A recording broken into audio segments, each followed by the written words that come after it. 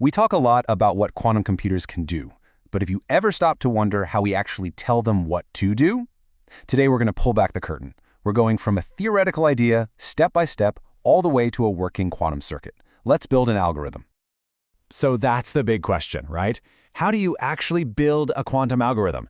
How do you get from this brilliant concept in your head to a real program that a quantum computer can actually understand and run? It's a really cool process, moving from the abstract all the way down to concrete code. So let's start where every good project begins, the blueprint. Any great construction project starts with a detailed blueprint. And for us, our blueprint is going to be centered around one of the most powerful, most fundamental building blocks in the entire quantum computing toolbox. And this is it, the quantum Fourier transform, or QFT for short.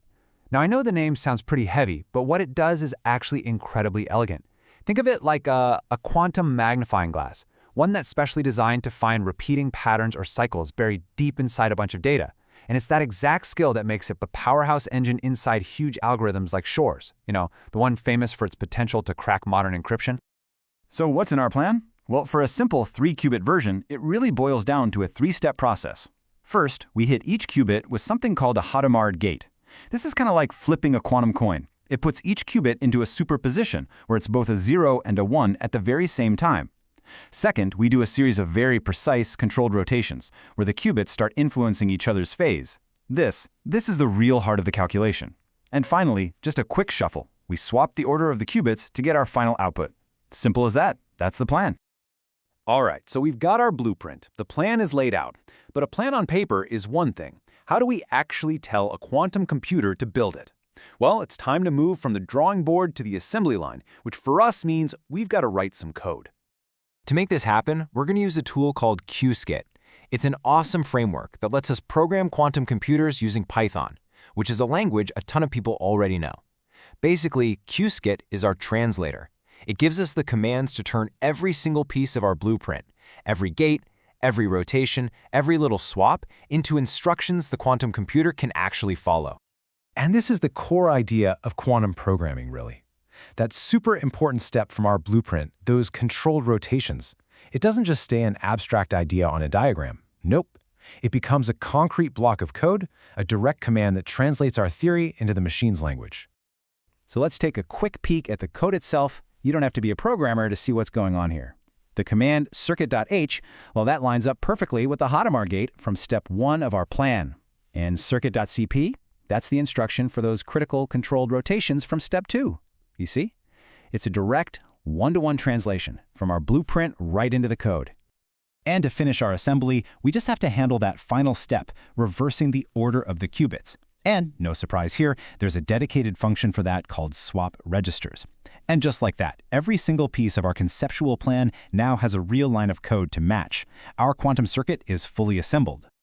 Okay, so our algorithm is built. It exists as code. But does it actually work? Before we even think about running this on a real, expensive quantum computer, we have to do a quality check. We need to test it. And for that, we turn to the magic of simulation.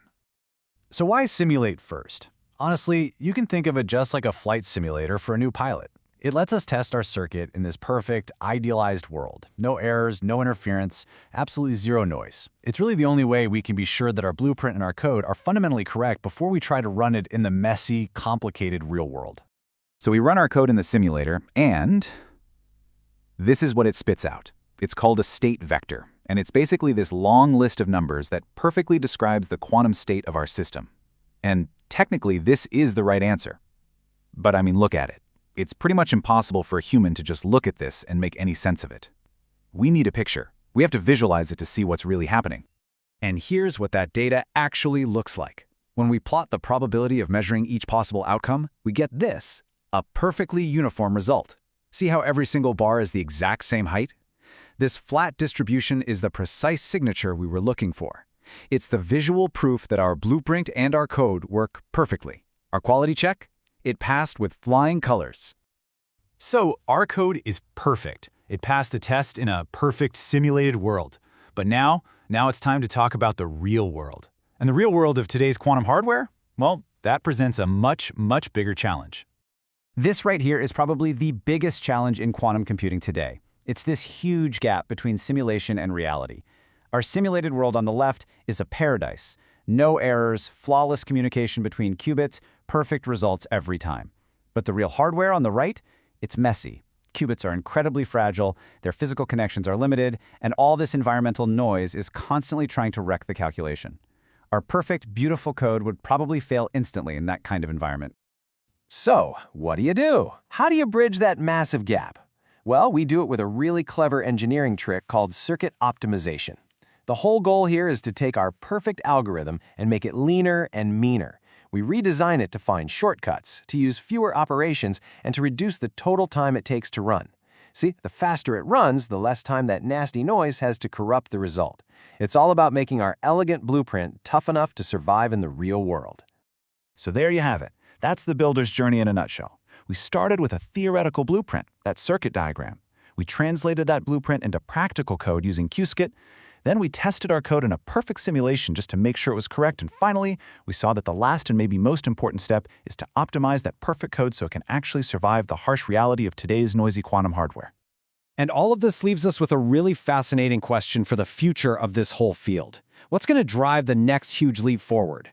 Is it going to be an even more brilliant algorithm cooked up by a theorist? Or is it going to be more perfect, flawless hardware built by an engineer? It's the ultimate software versus hardware debate. And in the quantum realm, the race is definitely on. Thanks for watching.